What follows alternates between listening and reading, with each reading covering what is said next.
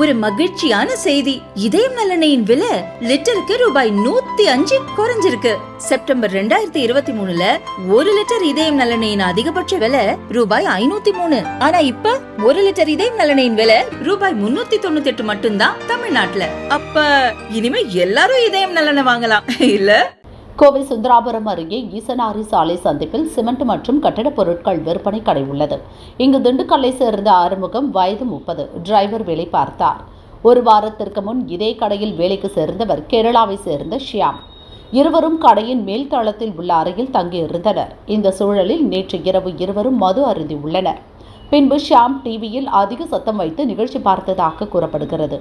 தூங்கிக் கொண்டிருந்த ஆறுமுகம் அவரிடம் சத்தத்தை குறைக்குமாறு கேட்டுள்ளார்.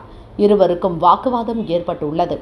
திடீரென ஷாம் அங்கு கிடந்த காலி பாட்டிலை எடுத்து ஆறுமுகத்தின் தலை மற்றும் மார்பில் சரமாரியாக தாக்கியுள்ளார். ஆறுமுகத்தின் அலறல் சத்தம் கேட்டு அக்கம் பக்கத்தினர் ஓடி வந்தனர்.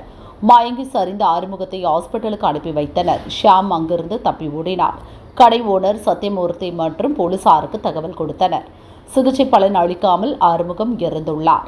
சுந்தராபுரம் போலீசார் தப்பியோடிய ஷாமை தேடி வருகின்றனர். ஷாம் மீது சில வழக்குகள் இருப்பதாகவும் கூறப்படுகிறது. அவர் பிடிபட்டால்தான் கொலைக்கான உண்மை காரணம் தெரியும் என போலீசார் கூறுகின்றனர்.